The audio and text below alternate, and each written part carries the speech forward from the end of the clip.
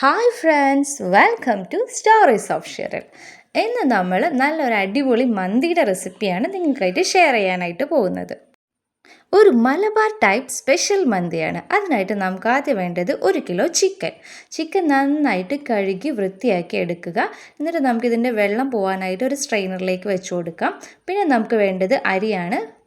വെള്ള മന്തി റൈസാണ് നമ്മൾ എടുത്തിരിക്കുന്നത്. അതൊരു അരമണിക്കൂർ കുതിർത്ത് വെക്കാം.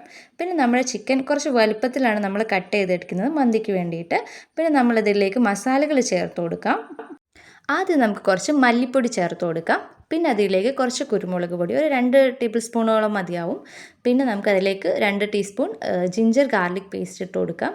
പിന്നെ നമുക്ക് മുളക് പൊടി വേണം, കുറച്ച് മഞ്ഞൾപ്പൊടി, പിന്നെ ഉപ്പ്, നമ്മുടെ ആവശ്യത്തിനുള്ള ഉപ്പും ചേർത്ത് കൊടുക്കുക. പിന്നെ നമുക്കൊരു മാഗി ക്യൂബ് ഉണ്ട്. അത് ഈ ഒരു ബ്രാൻഡിൻ്റെ മാഗിയുടേതാണ് നമ്മൾ എടുത്തിരിക്കുന്നത്.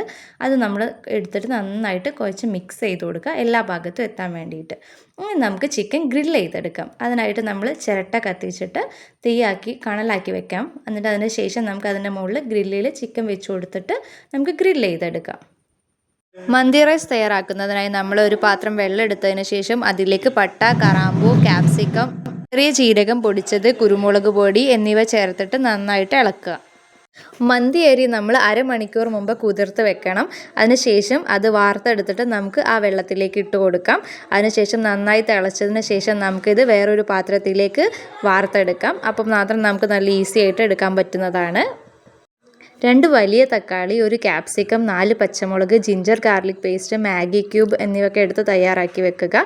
ഒരു പാത്രത്തിലേക്ക് നമ്മൾ വെളിച്ചെണ്ണ ഒഴിച്ചതിന് ശേഷം അതിലേക്ക് 2 വെളുത്തുള്ളി ചെറുതായി അരിഞ്ഞതും, പിന്നെ അത് നന്നായിട്ട് ചുവന്ന് വരുന്ന സമയത്താണ് നമ്മൾ തക്കാളി ഇട്ട് കൊടുക്കേണ്ടത്.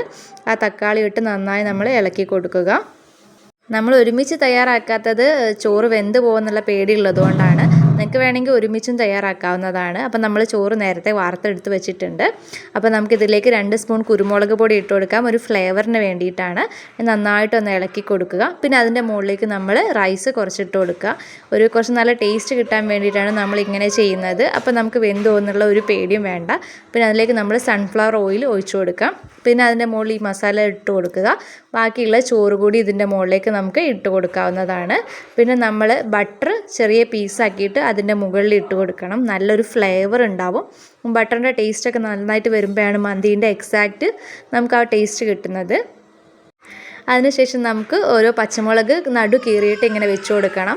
പിന്നെ നമ്മുടെ ക്യാപ്സിക്കം ഒരു സ്റ്റൈലിന് വേണ്ടിയിട്ട് ക്യാപ്സിക്കം ഇട്ട് കൊടുക്കുന്നു. അപ്പോഴേക്കും നമ്മുടെ ചിക്കൻ ഇവിടെ റെഡി ആയിട്ടുണ്ട്. ആ ചിക്കൻ അതിൻ്റെ മുകളിൽ വെച്ചിട്ട് കൊടുക്കുക. എന്നിട്ടാണ് നമ്മൾ ദം ചെയ്യുന്നത്. അപ്പം നമുക്ക് ഒന്നുകൊണ്ട് പേടിക്കേണ്ട, വളരെ സേഫായിട്ട് നമുക്ക് ഉണ്ടാക്കിയെടുക്കാവുന്നതാണ്. അപ്പോൾ നല്ല ടേസ്റ്റ് ഉണ്ടാവും. ഇത് നമ്മൾ സ്മോക്ക് ചെയ്തെടുക്കുകയാണ് ചെയ്യുന്നത്. അപ്പോൾ എല്ലാ സൈഡിലും നമ്മൾ ചിക്കൻ ഇതേപോലെ ഗ്രില്ല് ചെയ്ത് വെച്ചിരിക്കുന്ന ചിക്കൻ ഇതേപോലെ വെച്ച് കൊടുക്കുക.